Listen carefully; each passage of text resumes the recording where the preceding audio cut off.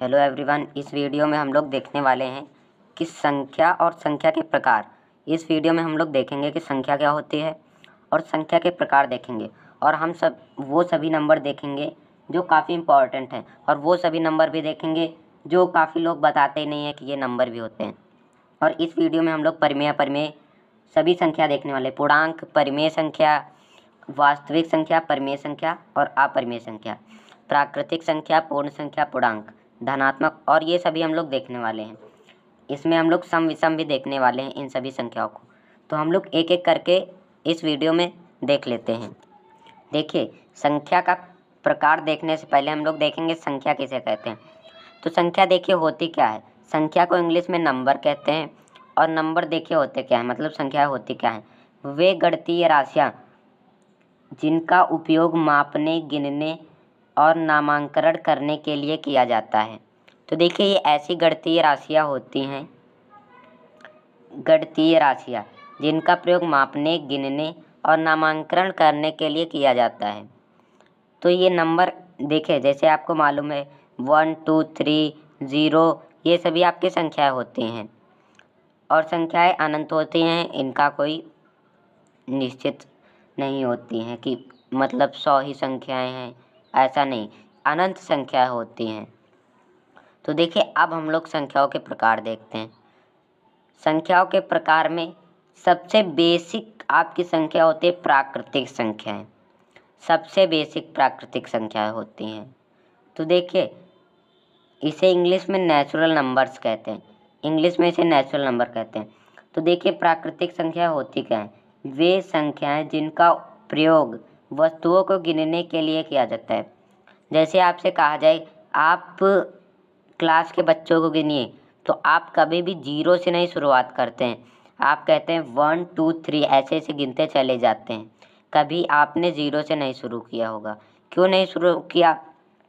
क्योंकि आपने प्राकृतिक में ही यही संख्याएँ हैं। तो देखिए, प्राकृतिक रूप से आपको गिनने को बताया गया 1 से। तो देखिए, प्राकृतिक संख्याएँ की डिफिनेशन कुछ लोग बताते हैं कि वे संख्याएँ जो 1 से शुरू होकर अनंत तक जाती हैं प्राकृतिक संख्या कहलाते हैं। वे भी सही हैं, पर आपको उसकी एक दूसरी डिफिनेशन भी मालूम होनी चाहिए, क्योंकि आपको इनका अधिक से अधिक नॉलेज होना चाहिए। तो देखिए, होती क्या है, वे संख्याएँ जिनका प्रयोग वस्तुओं को गिनने में किया जाता है, मतलब इन संख्याओं से हम वस्तुओं को गिनते हैं। इन्हें प्राकृतिक रूप से हमें प्राप्त हुई प्राकृतिक संख्याएँ या गणित संख्याएँ भी कहते हैं। इन्हें गणित संख्याएँ भी कहते हैं। और सबसे नोट पॉइंट है, इसे n से प्रदर्शित करते हैं। n देखिए, नेचुरल का ये n उठा के यहाँ कर दिया गया है, इसीलिए यहाँ कहा गया कि इसे n से प्रदर्शित करते हैं। और देखिए, इसे लिखते कैसे हैं। n देखिए 1 से शुरू होती है, इसीलिए 1 से लिखा। 1, 2, 3, 4 डॉट, ये देखिए, इन 3 डॉट का भी एक नाम होता है। इनका भी आपका एक नेम होता है। इस पहले वाले को कहते हैं एंड, दूसरे वाले को कहते हैं सो ऑन। आपने कभी कभी सुना होगा कि कुछ लोग कहते हैं एंड सो ऑन, कुछ कहते हैं और उसके आगे लगा देते हैं एंड सो ऑन। तो ये 3 डॉट रिप्रेजेंट करते हैं कि ये अनंत टाइम तक चलता जा रहा है। और आप अगर छोटी क्लास में होंगे तो आपके में बहुत सारे डॉट लगे होंगे। तो ये बड़ी क्लास का कॉन्सेप्ट है, बट आपको मालूम होना चाहिए। और सबसे छोटी प्राकृत संख्या 1 होती है, क्योंकि 1 से ही शुरू हो रहा है, इसीलिए सबसे छोटी प्राकृत संख्या 1 होगी। और सबसे बड़ी प्राकृत संख्या कोई भी नहीं होती है। देखिए, अनंत समय तक जाती हैं, तो इसीलिए इनकी कोई प्राकृत संख्या निश्चित नहीं है कि सबसे बड़ी प्राकृत संख्या कौन होती है। देखिए, अब हम लोग पूर्ण संख्याएं समझेंगे। पूर्ण संख्याओं का नाम से ही आप लोग इन्हें समझ सकते हैं। पूर्ण का मतलब होता है सभी या संपूर्ण समझिए, संपूर्ण संख्याएं या पूरी संख्याएं। पूरी संख्याएं आपको कहा जाए तो आप पूरी बताएंगे, 0 होती, 1, 2, 3, 4 ऐसे ऐसे। तो देखिए, पूर्ण संख्या होती क्या है। यदि हम इस नेचुरल नंबर में जीरो और ऐड कर दें, प्राकृत संख्याओं में के समूह में शून्य को सम्मिलित कर देने पर बना समूह पूर्ण संख्या कहलाता है। इसे W से प्रदर्शित करते हैं। होल का ये W यहाँ पर आ गया, इसीलिए W हो गया। इसे होल नंबर कहते हैं, इसीलिए इसे W से प्रदर्शित करते हैं। ये W होता है। तो देखिए ये कहाँ से शुरू हो रही हैं, ये 0 से शुरू हो रही हैं। तो इसीलिए आप लोग कह सकते हैं कि सबसे छोटी पूर्ण संख्या 0 होती है, मतलब शून्य होती है। और आपको प्राकृत संख्याओं में एक नोट पॉइंट आपको ध्यान रखना है कि दशमलव वाली संख्याएं प्राकृत लिखा है। प्राकृत का मतलब ही होता है प्राकृतिक संख्याएं। दशमलव वाली संख्याएं प्राकृत संख्याएं नहीं होती, जैसे 1.2, 5.6, 8.9, 18.9, ये सभी आपकी प्राकृत संख्या नहीं होती। चूँकि प्राकृत संख्या में 1, 2 आ रहा है, तो इन्हें गणित क्यों कहते हैं? क्योंकि हम लोग इनसे गणना करते हैं। आपसे कहा जाए कि आप बच्चों को गिनिए, तो आप कभी ये नहीं कहते 1, 1.2, ऐसे आप नहीं गिनते, इसीलिए। और होल नंबर में भी यही बात होती है कि दशमलव वाली संख्याएं पूर्ण संख्या नहीं होती हैं। आपको ये समझ में आया पूर्ण संख्या किसे कहते हैं? तो देखिए इन सभी, ये देखिए प्राकृतिक संख्याएं ही तो हैं। प्राकृतिक संख्याओं में शून्य को सम्मिलित कर देने पर बना समूह पूर्ण संख्याएं कहलाती हैं, और सबसे छोटी पूर्ण संख्या शून्य होती है। ओके, इतना आपको समझ में आया होगा। देखिए अब आपको पूर्णांक पढ़ना है। पूर्णांक को इंग्लिश में हम लोग इंटीजर्स कहते हैं। और देखिए आपको मैं सभी संख्याएं पढ़ाऊँगा, बट मैं डिटेल से पढ़ाऊँगा। आपको वीडियो थोड़ा लंबा लग सकता है, क्योंकि मैं इतना डिटेल से पढ़ा रहा हूँ कि कोई कमज़ोर बच्चा भी इसे देखकर इन सभी का अच्छा नॉलेज ले सकता है। तो देखिए, देख लीजिए, सभी पूर्ण संख्याएं और तथा ऋणात्मक संख्याओं को पूर्णांक कहते हैं। मतलब कि सभी पूर्ण संख्या क्या होती हैं? जो पूर्ण संख्या होती है 0, 1, 2 से लेकर शुरू होते हैं और अनंत तक जाती हैं, पूर्ण संख्या होती हैं। पूर्ण संख्या में ऋणात्मक संख्या, पूर्ण संख्या और ऋणात्मक संख्याओं के समूह को पूर्णांक कहते हैं। और इसकी आप लोग एक और डेफिनेशन लिख सकते हैं कि धनात्मक संख्याओं तथा ऋणात्मक संख्याओं के सम्मिलित समूह को पूर्णांक कहते हैं। मतलब कि धनात्मक जितनी भी संख्या होंगी, जैसे देखिए किसी भी संख्या के अगर कोई चिन्ह नहीं लगा है तो उसमें प्लस का चिन्ह होता है, तो इसके आगे प्लस का चिन्ह होता ही है, और इसके आगे भी प्लस का चिन्ह होता है। इन सभी के आगे प्लस का चिन्ह है। और ये देखिए जिनमें माइनस का चिन्ह होता है उन्हें ऋणात्मक पूर्णांक कहते हैं, और जिनमें प्लस का चिन्ह होता है उन्हें धनात्मक कहते हैं। तो देखिए धनात्मक संख्याओं तथा ऋणात्मक संख्याओं के सम्मिलित समूह को पूर्णांक कहते हैं।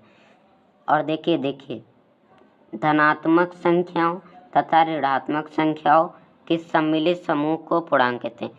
या आप इसमें ये भी जोड़ सकते हैं, धनात्मक संख्याओं तथा ऋणात्मक संख्याओं तथा शून्य के सम्मिलित समूह को पूर्णांक कहते हैं। आप इसे आई या जेड से प्रदर्शित कर सकते हैं। आई तो देखिए इंटीजर का आपको आई यहाँ मिल गया, और जेड क्या है? जेड देखिए जर्मन शब्द है, इसका अर्थ होता है ज़हलीन जर्मन में, और इसका अर्थ होता है गिनना, इसीलिए पूर्णांक हो जाएंगे। और देखिए पूर्णांक का जनरली हम लोग प्रयोग संख्या रेखा के लिए करते हैं। तो देखिए ये जो मैंने बनाई है ये संख्या रेखा होती है, जिस पर हम लोग पूर्णांक को प्रदर्शित करते हैं। और एक और मेन पॉइंट, दशमलव वाली संख्याएं पूर्णांक नहीं होती हैं। अभी मैं बताऊंगा कि दशमलव वाली संख्या होती क्या है।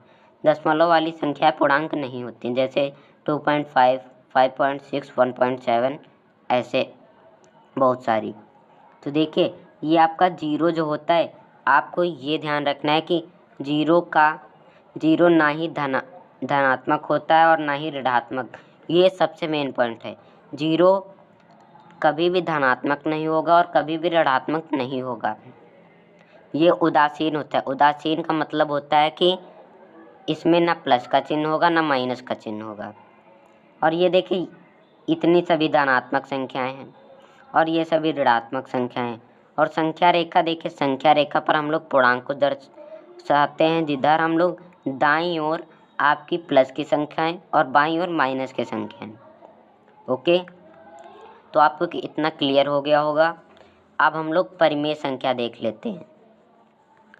अब हम लोग परिमेय संख्या देखते हैं। तो देखिए, परिमेय संख्या आपकी सबसे मेन पॉइंट होता है इसमें। परिमेय संख्या होती क्या है? परिमेय संख्याओं को हम लोग रेशनल नंबर्स कहते हैं। इंग्लिश की बात कर रहा हूँ, इसे इंग्लिश में रेशनल नंबर्स कहते हैं। और देखिए, परिमेय संख्या होती क्या है? वे संख्याएं जिन्हें भिन्न मतलब भिन्न के रूप में, जिन्हें P/Q के रूप में, या आप भिन्न यहाँ काट सकते हैं, इन्हें P/Q के रूप में व्यक्त किया जाता है। इसे आप लोग कट कर दीजिए, या आप समझने के लिए कर सकते हैं। वे संख्याएं जिन्हें P/Q के रूप में व्यक्त किया जा सकता है तथा जहां P और Q पूर्णांक है, मतलब कि P/Q क्या है। अब देखिए, आपको एक बात नहीं समझ में आ रही होगी कि ये P/Q क्या है।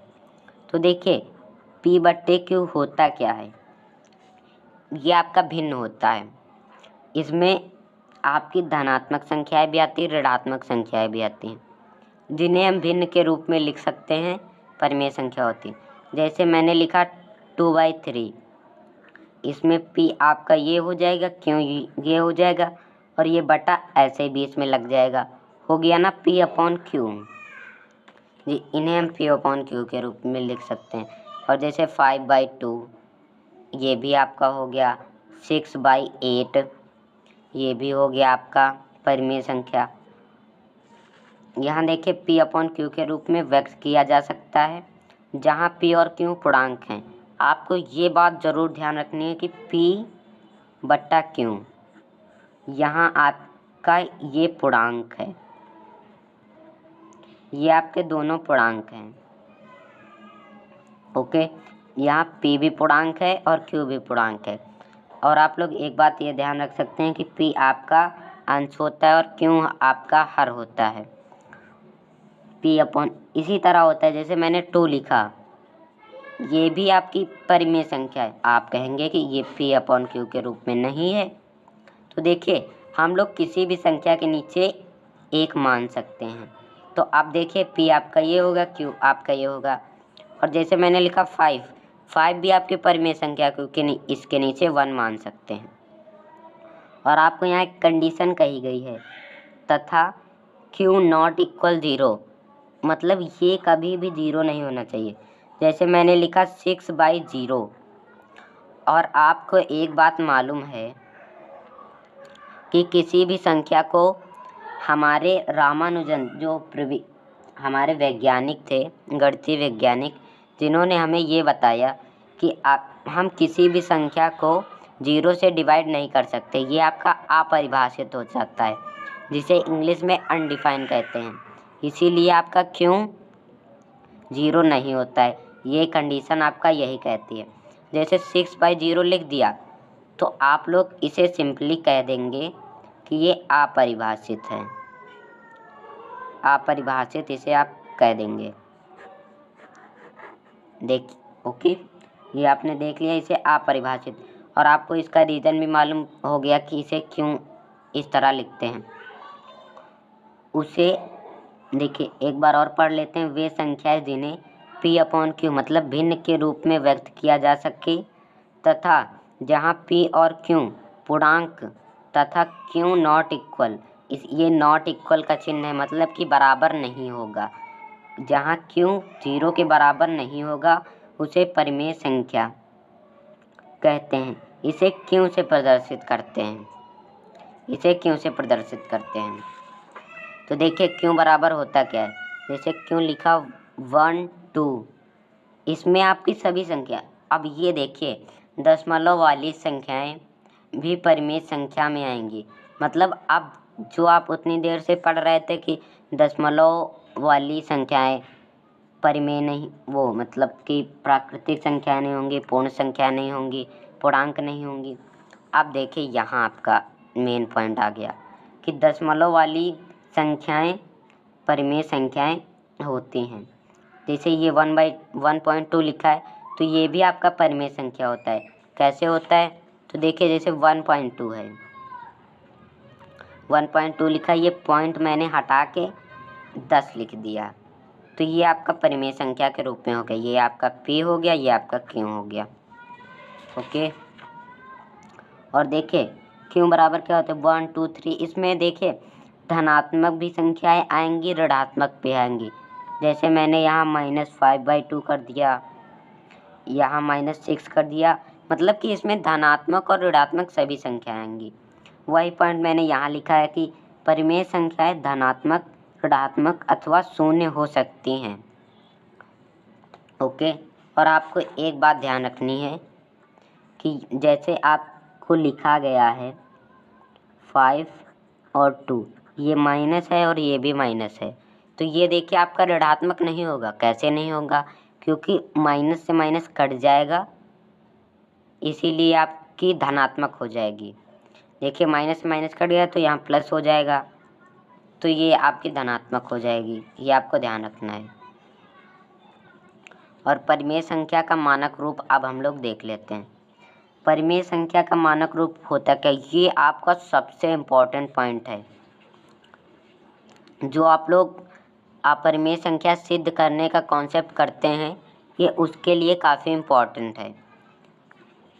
और उसका रीज़न यही होता है जो मैं लिख रहा हूँ। परिमेय संख्या का मानक रूप प्राप्त करने के लिए आवश्यक प्रतिबंध अंश धनात्मक होना चाहिए।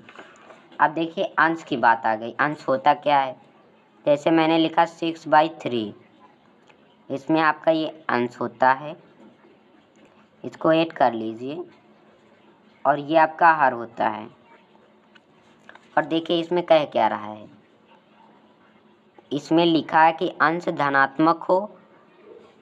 देखिए अंश तो हमारा धनात्मक है, और अंश और हर का कोई भी माशप मतलब होता है, मतलब होता है HCF एक अंश व हर का कोई भी माशा ना हो, एक को छोड़कर। ये आपका इसमें कह रहा है। मतलब इसका मतलब क्या है कि P और Q का HCF एक होना चाहिए। मतलब हाईएस्ट कॉमन फैक्टर, महत्तम समापवर्तक आपका एक होना चाहिए।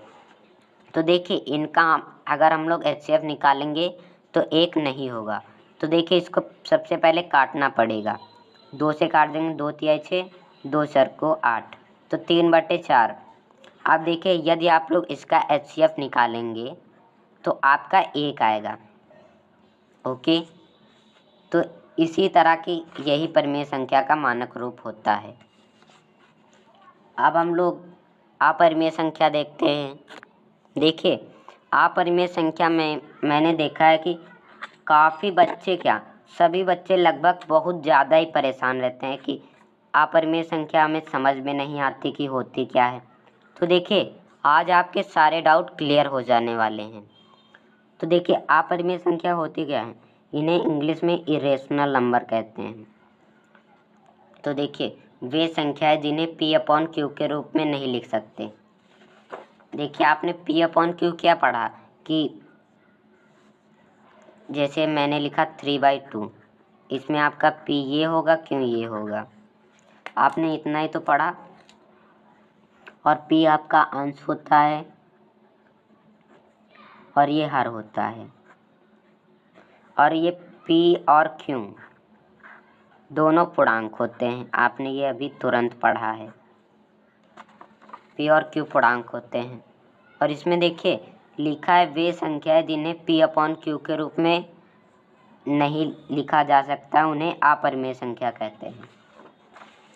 तो देखिए पूर्णांक, देखिए ये दोनों पूर्णांक है, तो आप लोग जितनी भी संख्या है 1 2 -1 -3 ये आप लिखेंगे तो ये तो सभी पूर्णांक होंगी, मतलब कि ये परिमेय होंगी आपकी सभी, ये सभी आपकी परिमेय होंगी। और आपको एक बात ध्यान रखनी है, इसमें लिखा है P/Q के रूप में नहीं होती। जैसे मैंने लिखा √2 आपका पूर्णांक नहीं है, और आप लोग कहेंगे P/Q। आप कहेंगे कि इसे तो हम लोग P/Q के रूप में लिख सकते हैं, इसके नीचे एक मान लिया, तो ये P ये हो गया, Q ये हो गया। देखिए आपको एक बात और तो ध्यान रखनी है कि पी और क्यू पूर्णांक होने चाहिए। पूर्णांक √2 आपका पूर्णांक नहीं होता है। और बच्चों की एक प्रॉब्लम होती है कि उन्हें जैसे √2 लिखा है, क्यों ये अपरिमेय संख्या है, √3 क्यों ये अपरिमेय संख्या है, कैसे अपरिमेय संख्या, इन्हें हम कैसे पहचानेंगे। तो देखिए एक बात आप ध्यान रखिए कि √n का अर्थ जैसे मैंने लिखा है 2√, तो इसका मतलब होता है 2 की पावर 1/2। √3 लिखा है तो 3 की पावर 1/2 ये होता है। इतना आपने समझ लिया। और देखिए अब आपको मेन स्टेप समझना है कि जब कभी वर्गमूल के चिन्ह में किसी संख्या का पूर्ण वर्ग हो, वर्गमूल का चिन्ह ये होता है, और इसमें किसी संख्या का पूर्ण वर्ग हो। देखिए इसका मतलब आपने पढ़ा कि जैसे n है तो n की पावर 1/2 हो जाएगी। और यहाँ 2 आप लिख भी सकते हैं, नहीं भी लिख सकते हैं। और जैसे √3 ये आपका घनमूल का चिन्ह होता है, और यहाँ n लिखा था। देखिए n बराबर n की पावर 1/3, मतलब ये जो 3 होता है ये 1 के बटे में आ जाता है। और देखिए इसमें किसी संख्या का पूर्ण वर्ग हो, जैसे मैंने लिखा √25। 25 आपको मालूम है 5 का वर्ग होता है, क्योंकि 5 गुणे 5 करेंगे तभी 25 आएगा। ये 25 का स्क्वायर होगा तो ये बाहर आ जाएगा। अब कुछ लोग बताते हैं कि 5 का स्क्वायर है इसीलिए बाहर आएगा, है तो वो सही है, 5 का स्क्वायर है और ये रूट ऐसे हो जाएगा। और कहते हैं कि इससे ये कट गया, ये गलत बात है, ये कटता नहीं है। 5 की पावर 2 है और रूट इतना लिखा है, ये काटा नहीं है, मैंने अलग करने के लिए किया है। अब देखिए होगा क्या, 5 का स्क्वायर हमने किया और ये जो है इसको हम लोग क्या लिख सकते हैं कि n की पावर 1/2। तो हमने इसकी पावर तो पहले से ही 2 है, तो पावर की जब हम लोग पावर लगाते हैं तो इसको गुणा कर देते हैं, और इसका अर्थ होता है, इस रूट का अर्थ होता है 1/2 घात में।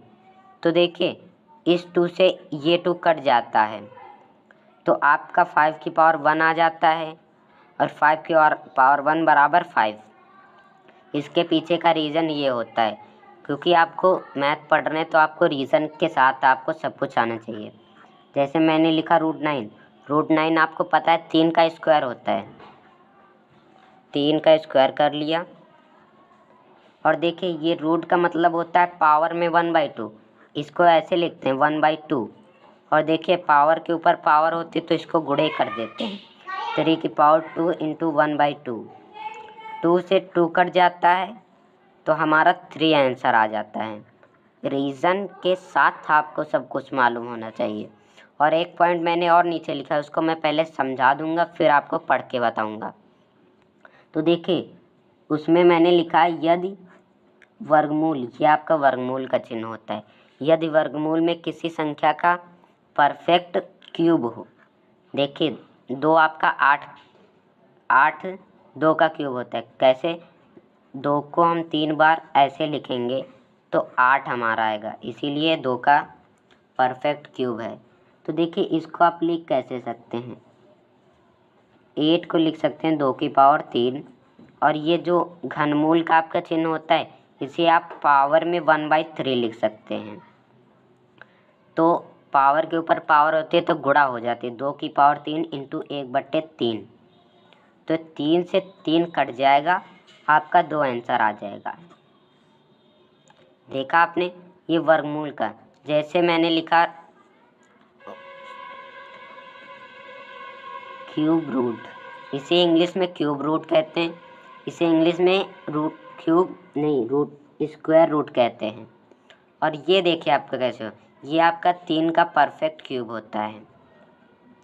तो मैंने 3 का क्यूब लिख लिया, और इस घनमूल का घनमूल का अर्थ होता है पावर में 1/2 1/3, इतना कर दिया हमने। ये आपका 3 का क्यूब होता है, ये मैंने यहाँ गलत स्क्वायर लिखा है, तो 3 का क्यूब कर लेते हैं। और देखिए इसके नीचे 1 मान सकते हैं, 3 से 3 कट गया, तो 3 की पावर 1 बराबर 3। ये आपका आंसर हो जाएगा। तो आपने ये भी देख लीजिए। अब इसको पढ़ के देखते हैं कि जब कभी वर्गमूल के चिन्ह में किसी संख्या का पूर्ण स्क्वायर हो, तो देखिए ये वर्गमूल का चिन्ह है, इसमें किसी संख्या मतलब 5 का परफेक्ट स्क्वायर है, तब वह संख्या बाहर आ जाती है। तब देखिए तब ये आपकी बाहर ऐसे आ जाती है। रीज़न आपको मैंने सभी बताया कि क्यों आती है बाहर, ये बाहर आ जाती है। जैसे √4 लिखा है, ये 2 का परफेक्ट स्क्वायर होता है, इसीलिए 2 आंसर आ जाएगा। √16 ये 4 का स्क्वायर होता है, इसीलिए 4 आ जाएगा। आपको मैं एक बार और समझाता हूँ, क्योंकि किसी को नहीं समझ में आया होगा तो कैसे। देखिए जैसे √16 है, और आपको ये पॉइंट मैं इधर लिख देता हूँ इम्पॉर्टेंट पॉइंट में, कि रूट की पावर n का मतलब होता है n की पावर 1/2, और क्यूब n मतलब होता है, आपको अच्छे से मैं समझाने की कोशिश कर रहा हूँ, n की पावर 1/3। ऐसे यहाँ आपका 4 होगा तो n की पावर 1/4 हो जाएगी।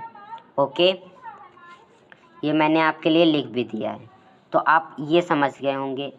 और अब देखिए जैसे मैंने लिखा √5, देखिए इसके अंदर ये कोई भी परफेक्ट स्क्वायर नहीं है, इसीलिए ये आपकी अपरिमेय संख्या हो जाएगी। आप लोग देखिए आपको कितना अच्छा समझ में आया।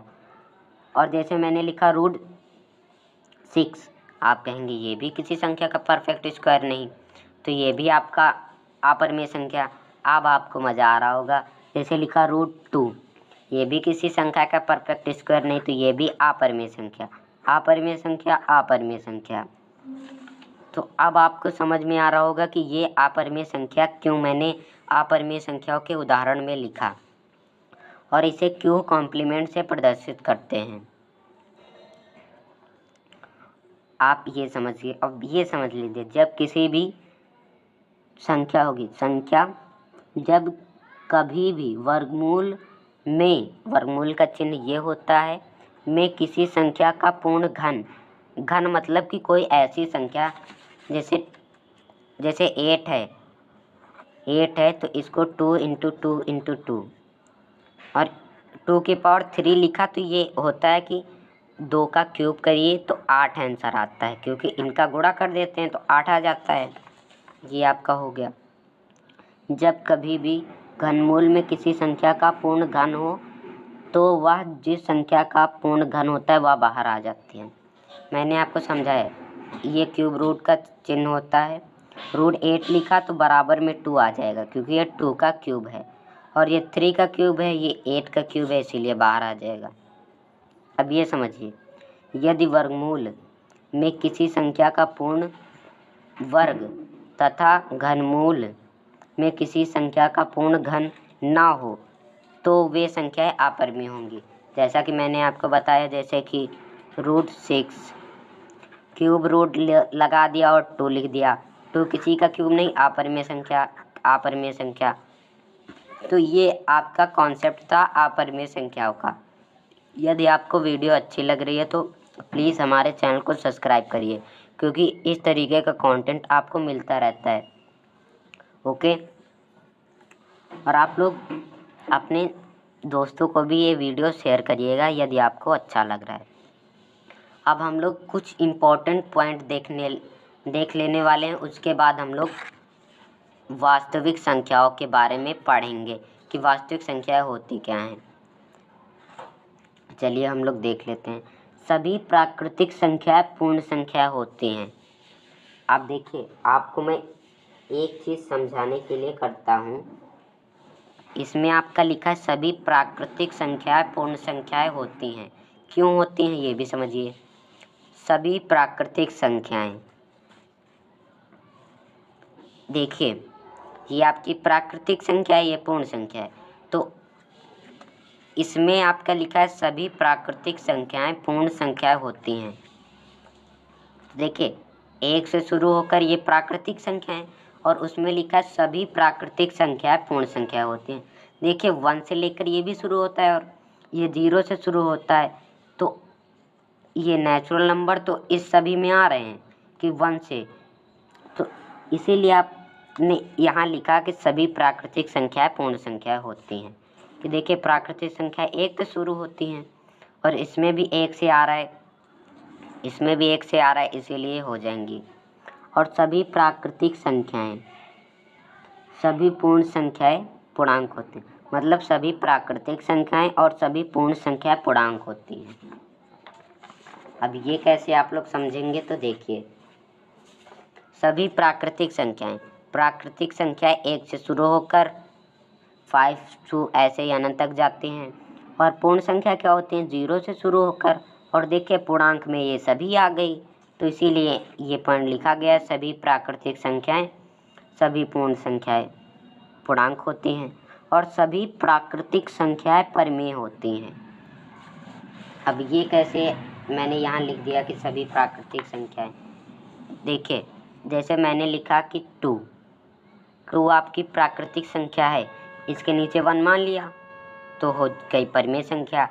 3 है, 3 के नीचे 1 मान लिया परिमेय संख्या। 4 लिखा है, 4 के नीचे 1 मान लिया परिमेय संख्या। और जैसे 0 लिखा है, 0 के नीचे अगर हमने 1 माना तो ये भी आपकी परिमेय संख्या ही होती है, इसीलिए आपको ध्यान रखना है 0 एक परिमेय संख्या है। ये भी आपने समझ लिया, सभी पूर्णांक परिमेय संख्या होते हैं।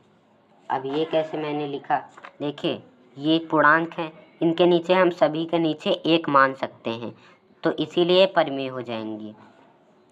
और एक पॉइंट और देखिए, 0 भी एक परिमेय संख्या है जैसा मैंने आपको बताया।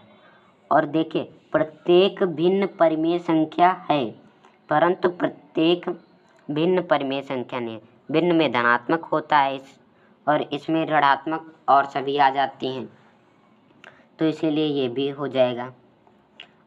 ये आपको ध्यान रखना है, प्रत्येक भिन्न एक परिमेय संख्या है, परंतु प्रत्येक भिन्न परिमेय संख्या नहीं है। ओके, इतना हमने अपरिमेय संख्या के बारे में अच्छे से पढ़ लिया। अब हम लोग देखिए, अब हम लोग पढ़ने क्या वाले हैं। अब आप लोगों को मैं, चलिए वास्तविक संख्या देखते हैं। इसे इंग्लिश में रियल नंबर कहते हैं, वास्तविक संख्याओं को इंग्लिश में रियल नंबर्स कहते हैं। और देखिए वास्तविक संख्याएं होती क्या हैं, परिमेय संख्याओं तथा अपरिमेय संख्याओं के सम्मिलित रूप को वास्तविक संख्या कहते हैं। कि मतलब परिमेय संख्याओं और अपरिमेय संख्याओं सम्मिलित, मतलब कि दोनों को एक में मिला दिया जाए और उनके पूरे के समूह को, मतलब जिसमें परिमेय संख्या भी हो और अपरिमेय संख्या भी हो, उसे वास्तविक संख्या कहते हैं। और आपको मैं एक अच्छे एग्जाम्पल से इसको समझाने की कोशिश करता हूँ। देखिए जैसे हमने किसी एक बोरे में, कोई हमारे पास एक बोरा है, इसमें हमने क्या किया, इसमें हमने पहले परिमेय संख्या सभी भर ली, जैसे 2 हो गया, 0 हो गया, -5 हो गया, 6 हो गया, -8 हो गया, 2 हो गया, 18 हो गया, 20 हो गया, इतनी संख्याएं हमने परिमेय भर ली। और देखिए अपरिमेय संख्या कुछ इसमें कर लेते हैं, √2, √5, √6, क्यूब रूट 18, ऐसे हमने भर ली। और मैं इन सभी को हिला देता हूँ, मतलब कि इन्हें हिला देता हूँ, ऐसे ऐसे हिला दिया मैंने, और ये सभी आपस में इधर उधर हो जाएंगी। और देखिए अब इन पूरे समूह को एक पर्टिकुलर नाम दिया गया है, जिन्हें हम लोग वास्तविक संख्या कहते हैं।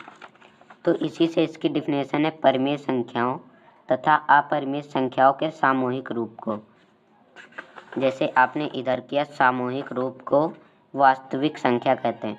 इसे R से प्रदर्शित करते हैं, जैसे ये R है, इसे R से प्रदर्शित करते हैं। जैसे R बराबर क्या हो जाएगा, 1 परिमेय संख्या, 0 परिमेय संख्या, 5/2 परिमेय संख्या, 8 हो गया परिमेय संख्या, √3 अपरिमेय, 18 अपरिमेय, परिमेय परिमेय और ये अपरिमेय। इसमें देखिए अपरिमेय भी आ रही हैं और परिमेय भी आ रही हैं, तो सामूहिक रूप को हम लोग वास्तविक संख्या कहते हैं। और वास्तविक संख्याओं में आपको ध्यान रखना है सभी संख्याएं वास्तविक संख्याओं के अंतर्गत आती हैं। इसका मतलब क्या है? देखिए संख्याओं में आपका सबसे मेन पार्ट होता है वास्तविक संख्या। ये अभी हम क्लास 10 तक बात कर रहे हैं। संख्याएं 2 प्रकार के होते हैं, वास्तविक संख्याएं होती हैं और आपकी काल्पनिक संख्याएं भी होती हैं। तो हम लोग क्लास 10 तक ही पढ़ते हैं। वास्तविक संख्या होती क्या है? तो देखिए वास्तविक संख्याओं से ही हमारा परिमेय और अपरिमेय। आपने पढ़ा कि परिमेय संख्या और अपरिमेय संख्याओं के सम्मिलित समूह को वास्तविक संख्या कहते हैं। आप देखिए परिमेय संख्याओं में आपके 3 पार्ट होते हैं, प्राकृतिक संख्याएं, पूर्ण संख्याएं, पूर्णांक। और पूर्णांक में आपके 3 पार्ट होते हैं, धनात्मक पूर्णांक, ऋणात्मक पूर्णांक, शून्य पूर्णांक। इसीलिए मैंने लिखा वास्तविक संख्याओं के अंतर्गत सभी संख्याएं आती हैं। और कुछ आपके लिए नोट पॉइंट है, उनको जरूर पढ़िएगा। सभी अपरिमेय संख्याएं वास्तविक संख्याएं होती हैं। जब आप बताइए वास्तविक संख्याओं से ही अपरिमेय संख्या बना है, मतलब वास्तविक संख्या के अंडर में ही अपरिमेय संख्या आता है, तो सभी अपरिमेय संख्या तो वास्तविक संख्या होगी। और सभी परिमेय संख्याएं, मतलब कि वास्तविक संख्याओं के अंडर ये भी आ रहा है, तो सभी परिमेय संख्याएं भी वास्तविक संख्याएं होंगी। परंतु सभी वास्तविक संख्याएं ना तो परिमेय होती हैं और ना ही अपरिमेय। मतलब सभी वास्तविक संख्याएं ना तो परिमेय ही होती हैं और ना ही अपरिमेय, दोनों होते हैं। वास्तविक संख्याओं में दोनों आता है, इसलिए दोनों होती हैं।